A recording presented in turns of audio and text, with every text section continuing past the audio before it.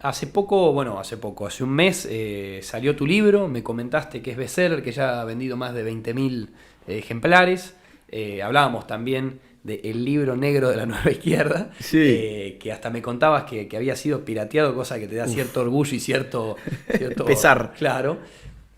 De alguna manera todo esto se trata. Mi pregunta es la siguiente. ¿Qué fue tu eje conductor para escribir el libro? Fue la batalla cultural, pero ¿desde qué lugar? Mira, yo lo empecé a escribir hace... A ver, el título estaba elegido desde el año 2014. Yo, sí, imagínate. Solamente que el contenido de ese momento Lo no... que cambió desde 2014. Mira, más aún, es decir, por ejemplo, el subtítulo cambió. El subtítulo en el 2014 incluía no la palabra nueva derecha, sino derecha liberal. Mira. Yo me consideraba parte de algo que llamaba la derecha liberal o el liberalismo de derechas. Bueno, hoy considero que la articulación que hay que hacer es más amplia que eso. Y por eso le puse nueva derecha, me gustó más ese concepto. Pero desde el año 2014 empezó este proyecto porque yo veía que las derechas empezaban a hablar mucho de un término batalla cultural que nadie decía muy bien qué era y había mucha confusión. La batalla cultural terminaba siendo para los think tanks liberales el arte de mostrar gráficos de barras, Claro. el arte de elaborar lindas plantillas de Excel. Que pocos entienden a la vez. Pocos se entienden y además remiten a una única dimensión del discurso que podríamos decir que es la dimensión cuantitativa. Mientras la derecha hacía su batalla cultural haciendo cuentas, la izquierda hacía su batalla cultural haciendo cuentos. Y nosotros compramos a su vez el cuento de que el dato mataba al relato, cuando en verdad el dato le da sustento empírico al relato. Yo no puedo tener un dato si no lo enmarco en un cuento. La política es un asunto de cuentos. En la política uno tiene que establecer la frontera que divide a los amigos de los adversarios. Y eso ya es una frontera narrativa, no cuantitativa. Entonces, la derecha o las derechas hablaban de batallas culturales y se dedicaban a hacer cuentas, a mostrarte el gráfico. Mirá qué bien que va Chile. Mirá acá el PBI per cápita, mirá cómo acá está este índice, mirá esta inflación, qué bien que la venimos controlando. Y vos decís, bueno, muy bien, sí, pero al final del día hoy tenés un proceso constituyente en Chile, no por una crisis del sistema de mercado capitalista, sino por una grandísima batalla política y cultural que te dio las izquierdas. Hablabas vos de lo que el feminismo hace es mostrarte una foto y que vos mirando esa foto, digamos, te hagas eco de una realidad que capaz no es. Y esto es un poco lo mismo. Sí, Es decir, y tal más aún, PBI bien, qué sé yo.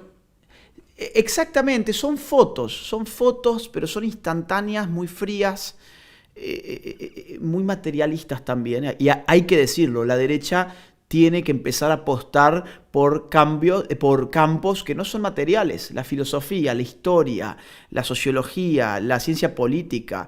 No sé en tu generación, porque entre nosotros hay 13 años de distancia, pero la mía, la derecha no se metía en esos temas. No existía. Si alguien de derechas quería estudiar filosofía, ciencia política, sociología, y venías de una familia de derechas, tu familia te decía, no, dejate de joder, acá de lo que se trata es de vivir una vida responsable, y para ser responsable necesitas armar una carrera que te dé sustento y que puedas mantener una familia. O sea, era un sistema ético, es un sistema ético muy sano, pero que te lleva a tomar decisiones que te aíslan por completo de una batalla cultural un poco más rica que ganar dinero con ingeniería en sistemas, que es lo que yo empecé a estudiar, por ejemplo. Entonces, mi apuesta un poco es a esa con la batalla cultural, es mostrarle o ofrecerle, voy a decirlo así, es ofrecerle a las derechas una teoría de la batalla cultural que le haga ver por qué importa tanto la cultura la cultura como factor de poder, y por qué cuando hablamos de batalla cultural no estamos hablando simplemente de mostrarte qué exitoso que es el sistema de mercado, sino además mostrarte cuáles son los valores que funcionan, cuáles son las instituciones que vale la pena conservar, cuáles son las creencias que articulan a una sociedad sana. Muchas otras cosas que van más allá de la tablita de Excel, que tienen que ver, voy a seguir con la metáfora, tienen que ver más con Word que con Excel, ¿no? Algo así te diría. Está muy bien.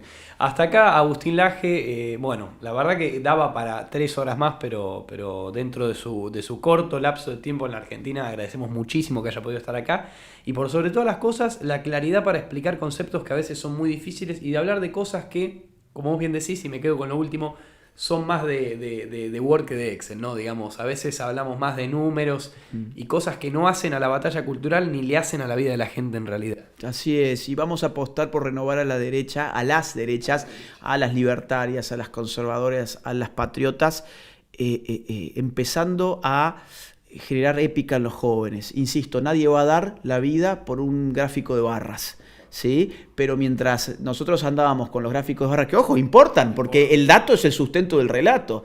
Es decir, a ver, vamos a cerrarlo así. El problema de la izquierda es que es puro relato. Y entonces a la hora de enfrentarse a los datos, van muertos. Pero el relato encanta, el relato apasiona. El problema de las derechas es que son puro dato y no tienen relato. Por lo tanto, son frías, no entusiasman ni apasionan. ¿Qué tenemos que hacer? Mezclar ambas cosas. Convocar y empezar a cada vez ser más. Bueno, hasta acá Agustín Laje, muchas gracias por haber visto el video y bueno, esperamos tenerte en algún momento que vuelvas a la Argentina otra vez. Así será, así será. Muchísimas gracias por el espacio.